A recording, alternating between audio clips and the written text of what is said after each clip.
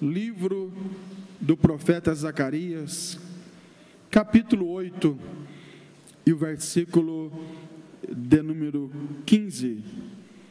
Livro do profeta Zacarias, capítulo 8, versículo 15. Você que está na sua casa, abra a Bíblia também, com a sua família, com seus filhos. Se puder, como já disse o pastor Gerian, compartilhe este culto, esta programação da igreja com seus amigos, com aqueles que estão longe, com aqueles que precisam de uma palavra. Ajude-nos a propagar a palavra do Senhor. Zacarias capítulo 8 e o versículo de número 15, quem achou, diga amém. Diz assim a palavra: assim pensei de novo em fazer bem a Jerusalém e à casa de Judá nestes dias, não temais. Vou repetir a leitura. Assim pensei de novo em fazer bem a Jerusalém e à casa de Judá nestes dias, não temais. Amém. Palavra do Senhor, dita pelo próprio Deus através do seu profeta, o profeta Zacarias. Zacarias era profeta e também sacerdote da tribo de Levi, um homem que nasceu ainda no cativeiro babilônico, e quando o povo retornou do cativeiro, ele foi um dos profetas chamados de profeta pós-cativeiro, ou profeta pós-exílio. Assim como Ageu, que foi seu contemporâneo, eles profetizaram, tanto Ageu como Zacarias, para o povo que havia retornado do cativeiro babilônico e que agora precisava reconstruir o templo, reconstruir a sua vida em Jerusalém, em Judá. Os irmãos conhecem muito bem a história, mas vale a pena apenas lembrar aqui rapidamente que o povo desobedeceu a Deus, foi avisado pelos profetas pré-exílio, ou seja, antes do exílio, dentre eles Jeremias, por exemplo. O povo foi avisado que se não se arrependesse, viria sobre ele, o povo, o castigo de Deus. E esse castigo chegou. O povo não desobedeceu, ou melhor, o povo não obedeceu, desobedeceu a Deus, e o castigo chegou, e eles foram punidos pelo Senhor. Porém, todo castigo tem um fim, né? Ele tem um início, ele tem um meio e tem um fim. E o castigo que Deus aplicou no seu povo também teve um fim. 70 anos depois, o povo agora é autorizado a retornar para a sua pátria, para a sua terra, e ali recomeçar a sua vida. E nós, neste cenário de recomeço, nós temos alguns personagens importantes, dentre eles Zorobabel, que era o governador, o líder político, civil, e também Josué, o sumo sacerdote, o líder espiritual, o líder religioso. E também os profetas, como já mencionei, Ageu e também Zacarias. E Zacarias, ele tem uma característica importante, porque ele profetiza para o povo com o tema da sua palavra, do seu livro, das suas considerações proféticas, em relação à conclusão do templo.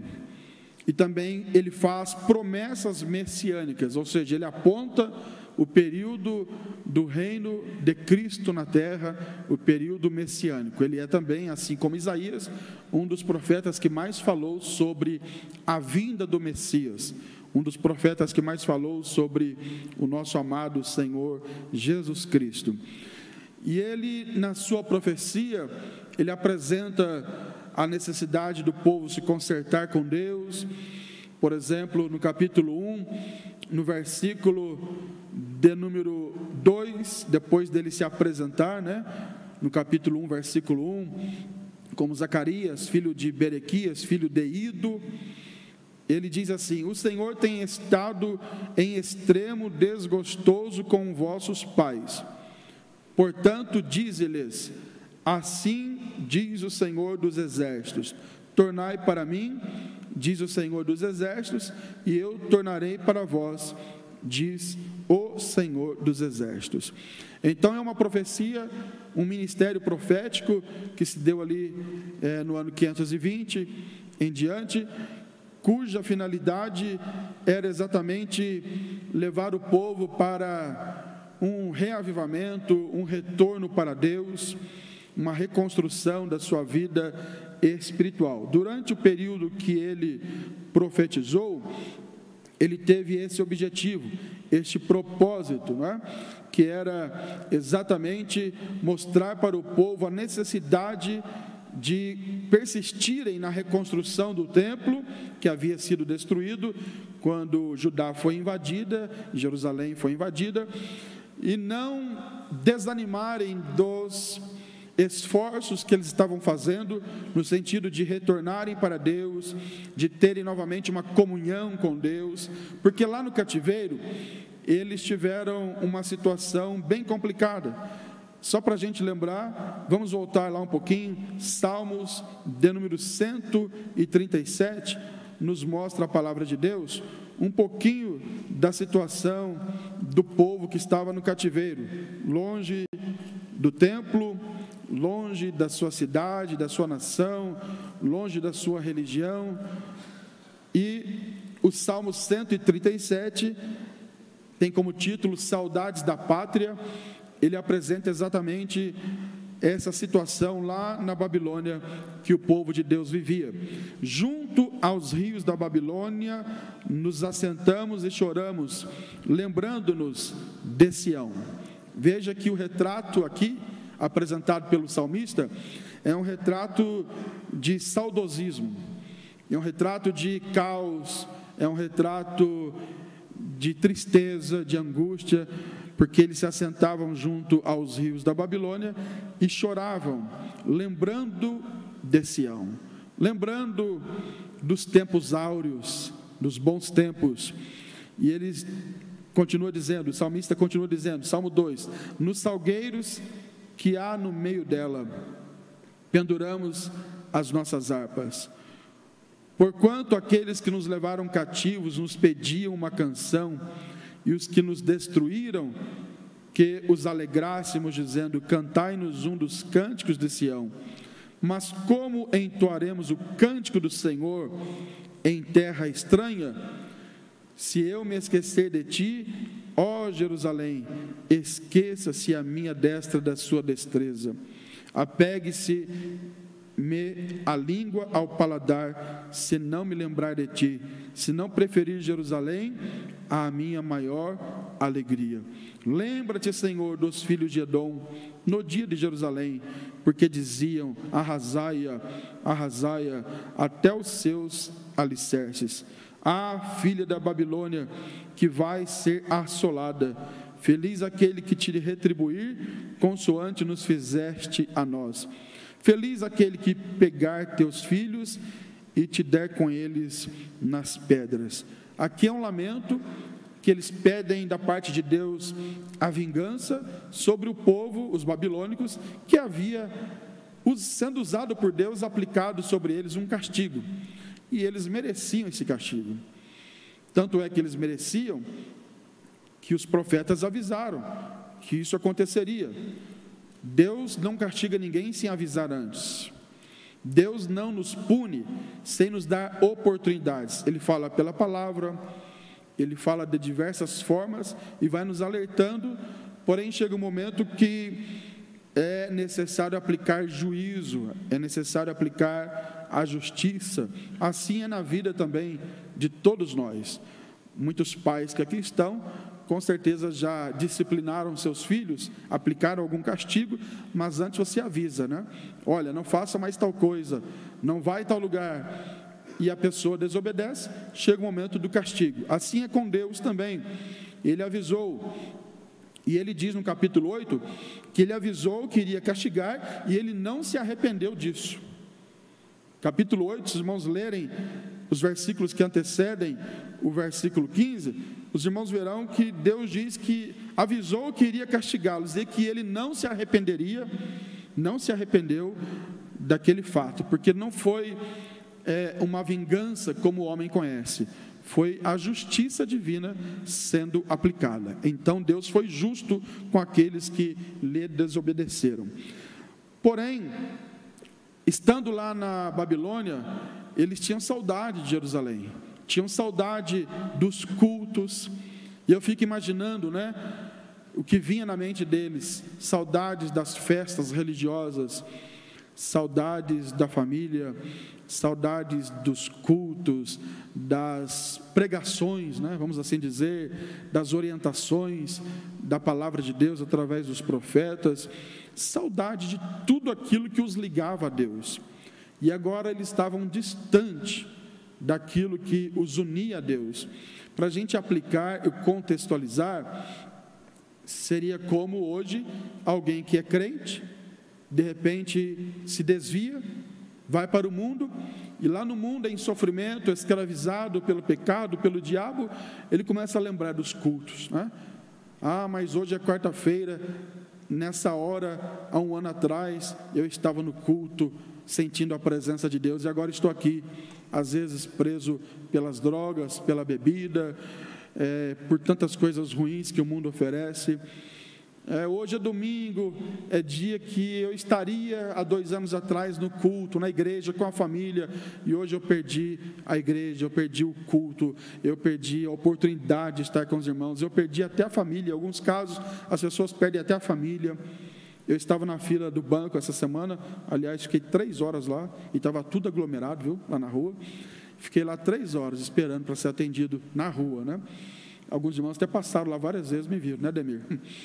E lá na fila eu conheci um senhor, e ele começou a contar para mim, não vou aqui revelar o nome dele, mas de um tempo que ele foi crente. Ele congregava em Coroados, e ele foi crente vários anos, mas perdeu a família, abandonou a fé, se desviou, agora está tentando voltar, está frequentando uma denominação, e eu conversava com ele, e ele dizia daquilo de bom que ele viveu com a família, na igreja, e a situação que ele está hoje, depois de alguns anos. E se vocês pararem para pensar um pouquinho, vocês vão encontrar vários exemplos assim, de pessoas que outrora cantavam na igreja, outrora pregavam, congregavam, evangelizavam, estavam aqui, eram felizes e não sabiam. Deixa eu só fazer um parênteses aqui. Você que está aqui, nós somos felizes. Vou repetir, e para você que está em casa também, participando do culto, você que é crente, que serve a Deus, nós somos felizes. Pior do que ser triste, é ser triste e saber que um dia você foi feliz. Porque às vezes a pessoa não conhece a felicidade, nunca teve uma vida de felicidade, a vida sempre foi lá no mundo, no pecado, no crime, nas drogas, na prostituição. Então ela nunca conheceu isso aqui. Para ela é ruim, mas eu penso que para um desviado é muito pior, porque ele já conheceu, ele já sentiu a presença de Deus, ele já derramou lágrimas aos pés do Senhor, ele já cantou, ele já orou, alguns já falaram em línguas estranhas, já profetizaram, já pregaram. Esse, para mim, é mais triste do que aquele que nunca conheceu o Evangelho, porque ele já conheceu o que é bom, e um dia não se cuidou, um dia não vigiou, e caiu nas garras do inimigo, e hoje está longe da presença do Senhor. Essa era a situação da nação de Deus, do povo de Jerusalém, do povo de Judá. Eles viveram os tempos áureos dos cultos, das reuniões no templo construído por Salomão. Eles viveram os tempos áureos da prosperidade, tanto financeira como espiritual da nação, e agora estavam como escravos na Babilônia. Porém, um dia Deus se lembrou deles. Um dia Deus falou assim, palavras minhas: eu vou dar uma segunda oportunidade. para o meu povo. E a palavra é essa: o que você faria ao receber uma segunda oportunidade? Muitas pessoas que perderam ou se perderam no caminho e perderam a primeira oportunidade. Algumas perderam o ministério, outras perderam amigos, outras perderam família, outras perderam um emprego, e não perderam por circunstâncias alheias à sua vontade, perderam porque deram causa a isso. Não vigiaram no que fizeram, no que falaram, nas atitudes que tiveram. Não vigiaram no comportamento que tiveram. E isso lhes tirou a oportunidade. E elas ficaram sem a família, sem amigos que tanto amavam, sem a igreja que amava, sem a oportunidade de tocar, de cantar, de pregar, de dirigir culto. Ficaram sem aquilo que um dia Deus deu. Hoje é culto de doutrina, culto de ensino, culto de oração e de muita reflexão. E eu quero fazer um comentário aqui para todos vocês, incluindo primeiramente para mim mesmo. O que nós temos aqui foi Deus quem deu. A oportunidade de estarmos aqui foi dada por Deus. Nenhum de nós tínhamos méritos para estarmos aqui. Foi Deus que nos achou. Você é feliz porque Deus te encontrou? Deus, com sua graça, te alcançou e te deu o privilégio de estar aqui na presença dEle. Para alguns Ele deu família que não tinha família, deu emprego que não tinha emprego, deu dignidade porque não tinha dignidade, deu nome porque não tinha nome. Porém o diabo, nosso adversário, ele 24 horas por dia trabalha para que a gente perca aquilo que Deus deu. A Bíblia diz, para a gente tomar cuidado, vigiar, para ninguém tomar a nossa coroa. Isso nos dá a ideia de que aquilo que Deus nos deu, o diabo não toma, mas a gente pode perder. O diabo não tem o poder de tomar aquilo que Deus nos deu, ele não tem esse poder, mas a gente pode entregar para ele. Lembra de Esaú? Ele recebeu a bênção da primogenitura, mas no momento de necessidade, de fome, ele troca a bênção da primogenitura com o seu irmão por um prato de lentilhas, para matar o desejo daquele momento. E perdeu a bênção. Lá no livro de Hebreus está escrito que ele buscou com lágrimas, mas não encontrou aquilo que ele havia perdido. Não achou arrependimento. Não teve de volta a bênção. Ficou uma marca na vida dele, como alguém que é chamado na Bíblia de fornicário, uma pessoa ingrata, uma pessoa que pecou contra Deus, uma pessoa que desvalorizou, desprezou o que Deus lhe deu. Eu dirijo aos irmãos que estão aqui, aos que estão na internet, vamos valorizar aquilo que Deus nos deu, porque podemos perder. Agora, este Deus é tão bondoso, Ele é tão misericordioso, que em relação a ajudar ao seu povo escolhido, Ele dá uma nova oportunidade, Ele dá uma segunda oportunidade, e assim Ele faz conosco também. E a Bíblia diz, acompanhe comigo agora, Zacarias capítulo 8, e vamos ler alguns versículos que antecedem o versículo 15, porque o capítulo 8, ele todo é de bênçãos prometidas, de restauração. O Senhor vai orientando ao povo, dizendo ao povo, vou ler alguns versículos apenas, depois você leia todo o capítulo, mas olha só o que diz o versículo de número 4, assim diz o Senhor dos exércitos, ainda nas praças de Jerusalém habitarão velhos e velhas, levando cada um na sua mão o seu bordão, por causa da sua muita idade. Olha o que Deus está falando. Essa cidade, Jerusalém, que foi assolada, destruída pelo inimigo, invadida pelos babilônicos, Deus está dizendo agora, olha, vai ter qualidade de vida outra vez aí. As pessoas vão viver bem e muito. Os velhos estarão nas praças, passeando, sendo respeitados pelos mais jovens, estarão ali com seu bordão, cada um de muita idade. As ruas, versículo 5, da cidade se encherão de meninos e meninas que ficarão brincando. Aquela cidade que foi assolada pela guerra, pela invasão dos inimigos, e toda cidade assolada pela guerra, pela invasão, é uma cidade que fica sem criança, sem oportunidade de alegria, de prazer, de brincar. Não precisa nem falar muito de guerra, né? Basta falar de pandemia, de quarentena, que você vê as cidades o quê? Vazias, todo mundo com medo, shoppings fechados, praças sem movimento. Por quê? O povo está com medo. Imagina numa guerra, que o inimigo invade, assola, destrói, mata. Acabou a alegria.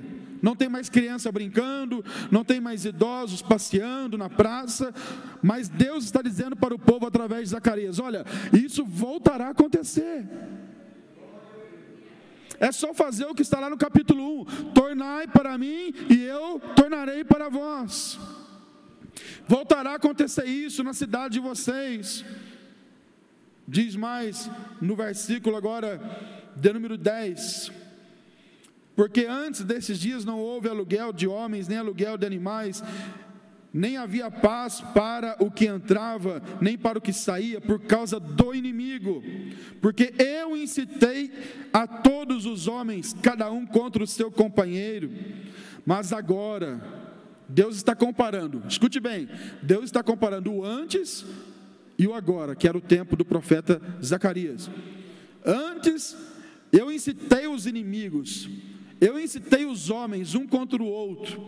Eu mesmo provoquei esta guerra, eu mesmo permiti este caos para que vocês fossem corrigidos. Mas agora, diz versículo 11: não serei para com o resto deste povo como os primeiros dias. Assim diz o Senhor dos Exércitos. Deus está falando de um tempo de restauração, de uma nova oportunidade, de uma segunda oportunidade. E ele diz no versículo 12: porque a semente prosperará.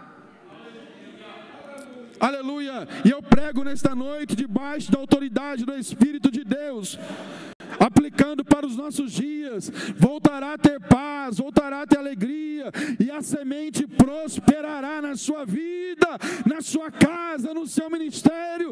Assim diz o Senhor nesta noite. Quem crê no poder da palavra de Deus, levante as duas mãos e glorifique ao Senhor. Hoje é noite de restauração. Quem crê nisso? Quem crê no poder da palavra? Quem crê que Deus vai fazer de novo? Quem crê que Deus vai alegrar outra vez? Quem crê que Deus vai renovar?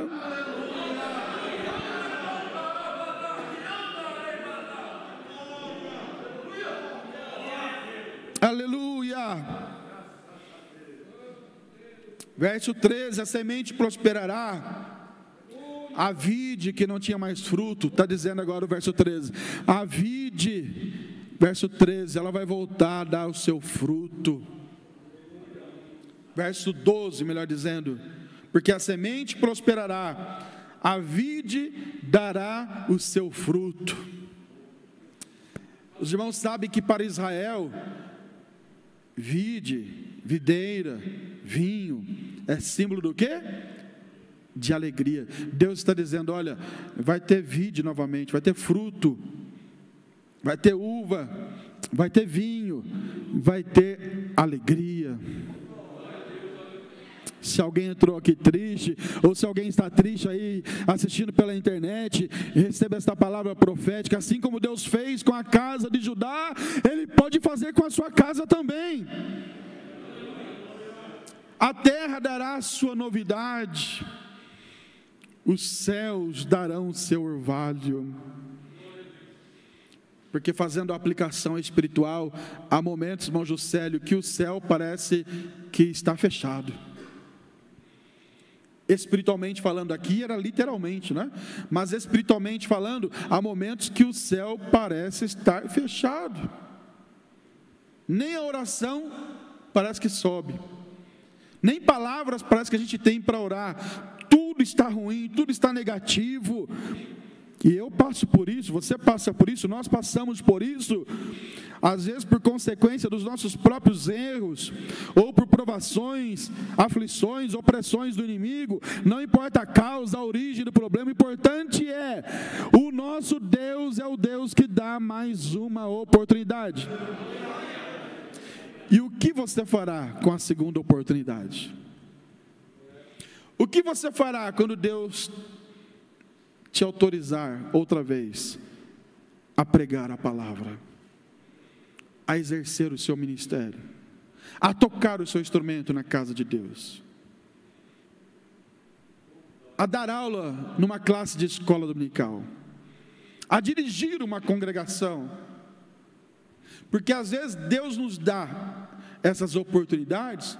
Eu olho para o Mike ali e vejo ali uma oportunidade dada por Deus. Ele não está apenas tocando aqui, como se estivesse tocando num bar, num baile, num evento mundano. Não, ele está aqui como um instrumento de Deus para servir a obra de Deus e para glorificar a Deus. E isso é um privilégio que Deus dá para vocês cantarem, tocarem, para mim que estou aqui pregando, para quem está aí trabalhando na mídia, atrás da câmera, para quem está como diácono, como cooperador, para quem zela da igreja, para quem organiza as cadeiras da igreja. Tudo isso é a oportunidade que Deus dá. E que se a gente não tomar cuidado, um dia vai fazer falta. Um dia Deus tirará das nossas mãos a congregação que Ele nos deu. Não murmure, não reclame, mas faça com alegria. Ah, mas eu estou passando dificuldade, luta. Vai plantando, porque Deus é um patrão que não deve para ninguém. Eu nunca vi um obreiro fiel ao Senhor, que tem investido na obra de Deus, que às vezes tenha tido até prejuízos financeiros. Eu nunca vi esse obreiro ser desamparado por Deus. Quem faz com fidelidade, quem faz com sinceridade para Deus, Deus cuida e cuida bem. Aleluia. É uma oportunidade que Deus está dando novamente para o seu povo, e Ele está dizendo: olha, vai ter semente próspera de novo, vai ter fruto da vide, vai ter fruto na terra, vai nascer o que plantar, aquilo que a terra tiver que dar, ela vai dar, os céus vão derramar o orvalho, e farei que o resto deste povo tome posse, herde todas estas coisas. É Deus quem está dizendo. E há de acontecer, ó casa de Judá, verso 13, e ó casa de Israel, que assim como fostes, ó, passado, assim como fostes uma maldição entre as nações, vamos ler ali na tela, e há de suceder, ó casa de Judá, e ó casa de Israel, que assim como éreis, ou fostes uma maldição entre as nações, porque quem estava como escravo, conforme o Salmo 137, era o quê? Era visto como maldição. Povo amaldiçoado. Povo que está como escravo é povo amaldiçoado. Mas Deus está dizendo: assim como fostes uma maldição entre as nações, assim vos salvarei. Ou seja, eu tirarei vocês dessas condições. E sereis o quê? Uma bênção. Não está podendo tocar em ninguém, mas vire para 2 ou para 3 aí, dê um sorriso com os olhos e diga: você será uma bênção. Aliás, vamos mudar a frase: você já é uma bênção. Quem está pegando essa palavra sobre a sua vida? Você já é uma bênção. O Senhor está passando aí uma borracha, aquela borracha que a gente usa na escola, né? Não sei se ainda usa. Aquela borracha para apagar o lápis, né? É escrita pelo lápis. Errei, tem que passar a borracha, apagar e começar de novo. Deus está dizendo o seguinte: olha, eu vou apagar essa história ruim. Eu vou apagar essa história de maldição. E eu me dirijo à igreja nesta noite. Deus está dizendo para alguém aqui, eu tenho plena certeza, eu orei, eu busquei em Deus esta palavra, falou comigo primeiramente, eu quero que ela fale com alguém, e eu tenho certeza que ela falará com mais alguém. Deus está dizendo, eu vou apagar essa história de maldição no seu casamento, na sua família, na vida dos seus filhos, no seu ministério, e será um novo tempo, uma nova oportunidade, um tempo de bênçãos, diz o Senhor. Agora tem que crer. Você crê nesta verdade da palavra do Senhor? Isso aqui na realidade é o cumprimento de Jeremias 29:11. Lembra quando Jeremias falou? Deus falou através de Jeremias, né? Para o povo: bem sei os meus pensamentos a respeito de vós. E são pensamentos do quê? De paz, de bênção. É o cumprimento aqui. Está ali na tela. Pois eu bem sei os planos que estou projetando para vós, diz o Senhor. Pega essa palavra para você hoje. Planos de paz. Aleluia. E não de mal, para vos dar um futuro e uma esperança. Eu vejo pelos olhos da fé o Senhor frustrando os planos do diabo. Eu vejo pelos olhos da fé o Senhor acabando com a aglomeração do inferno. Porque o inferno já estava aglomerado para fazer festa em cima do seu nome, da sua história, do seu ministério. Mas o Senhor está anulando isso hoje. Será um tempo de paz, de prosperidade. Assim diz o Senhor. Aleluia. Glória a Jesus. Então, detalhe, quando Jesus transformou água em vinho, João capítulo 2, o vinho melhor veio por último. E neste mesmo episódio, nesse mesmo contexto, quando Deus usa Ageu, ele fala que a glória da segunda casa será maior. Então eu quero aplicar isso sobre a sua vida, o seu ministério. Se você tomar posse dessa palavra, o segundo estágio, a segunda oportunidade, será mais gloriosa do que a primeira. Meu Deus, esta palavra arde no meu coração. O segundo momento será melhor do que o primeiro.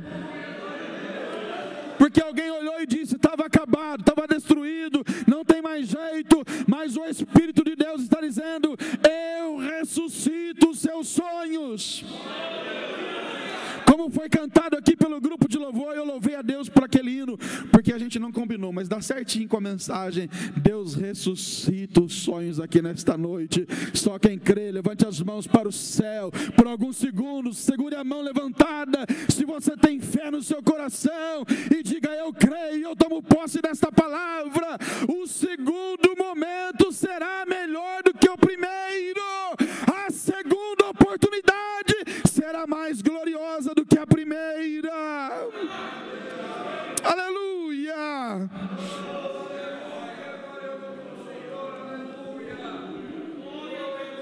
Aleluia.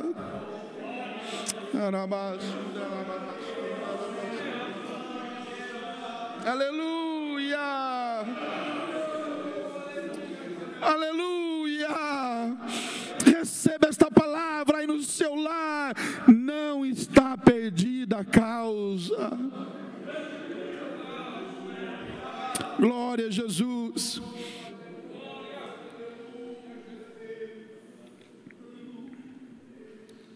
E há de acontecer, ó casa de Judá, ó casa de Israel, que assim como ereis uma maldição entre as nações, assim vos salvarei e sereis uma bênção. Não temais, mas sejam fortes as vossas mãos. O que o profeta está dizendo? Aqui tem uma parceria, porque Deus fala conosco. Quem ouve a voz de Deus? Só que tem um detalhe, tem uma parceria entre Deus e o homem. Tem muitas coisas que Deus fala e promete, e são coisas incondicionais, não dependem do homem. Mas tem muita coisa que depende do homem. E a prova está aqui. Deus está falando o que vai fazer, mas Ele diz para o povo: não temam e sejam fortes as vossas mãos. que ele está dizendo? Eu estou fazendo a minha parte, eu estou renovando o pacto, eu estou dando uma segunda oportunidade, mas vocês não podem ficar acovardados, vocês não podem temer, ficar com medo, porque se olharmos o contexto da reconstrução do templo, os irmãos verão que havia o que? Temor, medo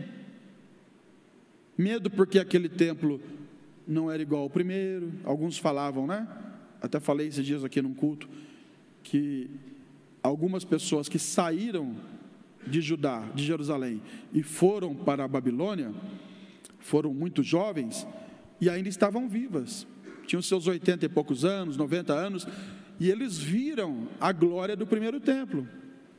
E agora quando voltam, e o povo começa a reconstruir, o livro de Ageu, ele trata desse assunto de maneira muito peculiar. O povo começa a dizer, mas isso aí não dá nem para comparar com o primeiro templo. Nós que vimos o primeiro templo em toda a sua glória, isso aí não é nada. E ficava com aquele saudosismo. E também tem a questão dos inimigos, né? De Judá, de Israel. E o povo ficava com medo e começou a desfalecer e desistir da reconstrução. Aí por isso que Deus levanta Ageu, levanta Zacarias, justamente para o quê? Para motivar o povo, porque é o momento que a gente desanima mesmo.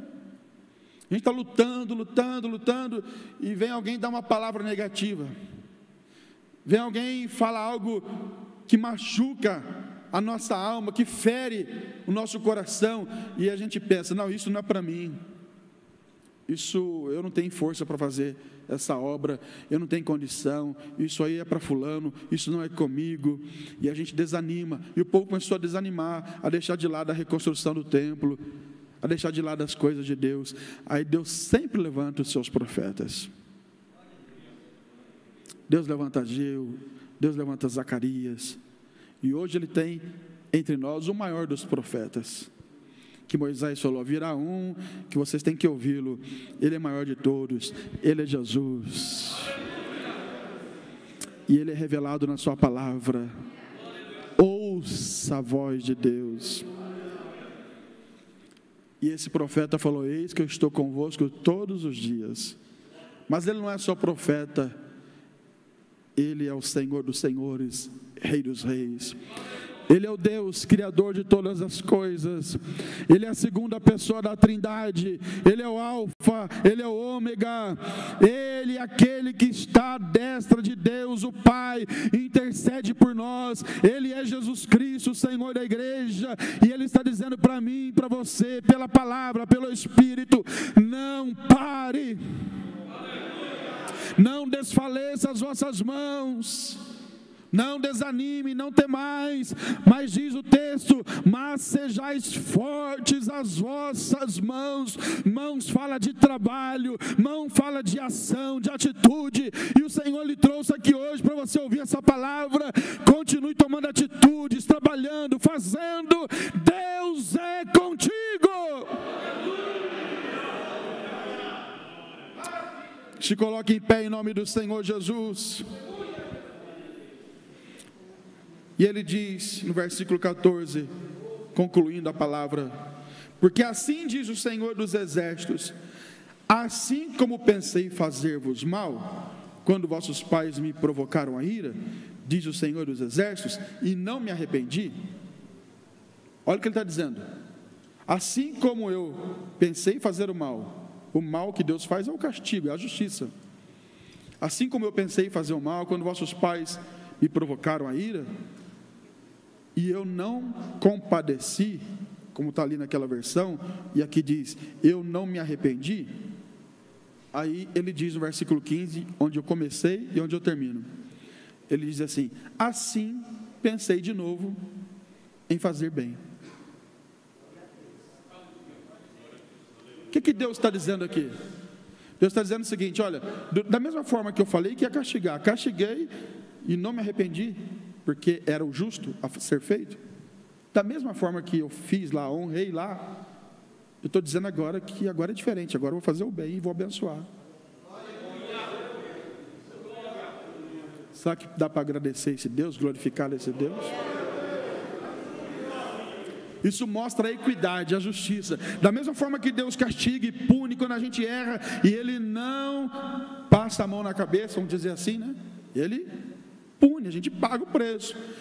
Mas da mesma forma, por outro lado também, quando a gente se volta para Deus, se arrepende, se conserta com Deus, Ele está dizendo, da mesma forma eu vou abençoar.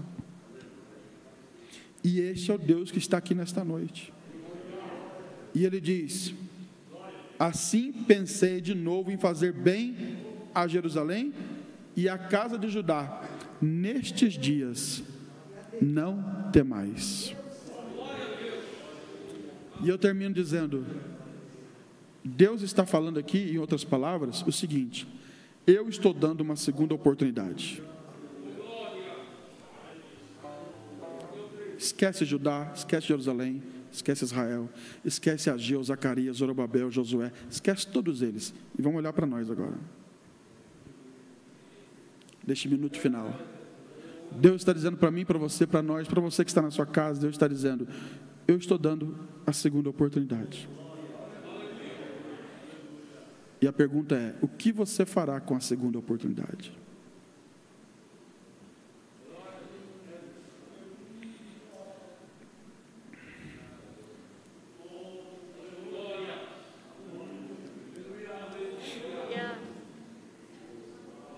O que você fará quando pegar o microfone de novo para pregar?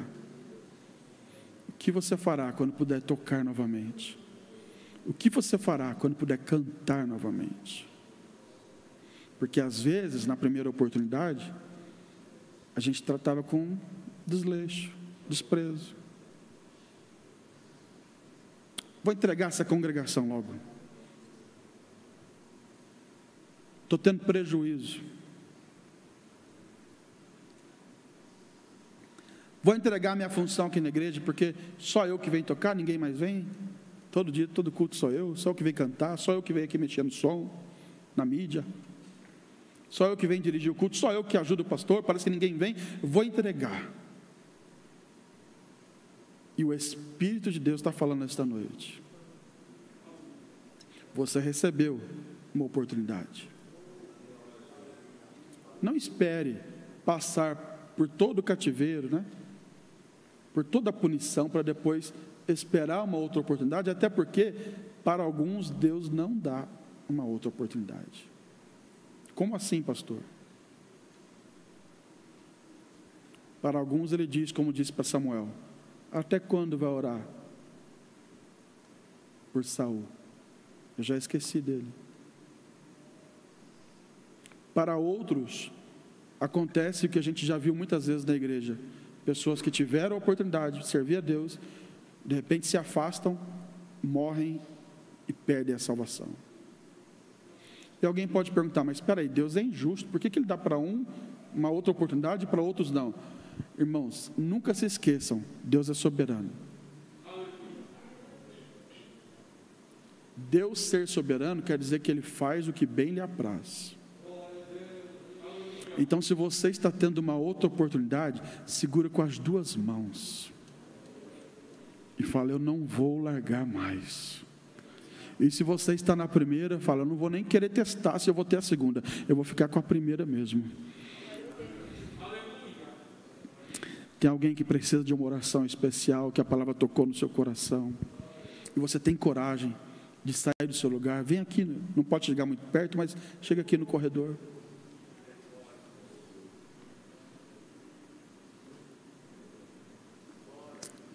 Esse é o poder da palavra, né? Aleluia.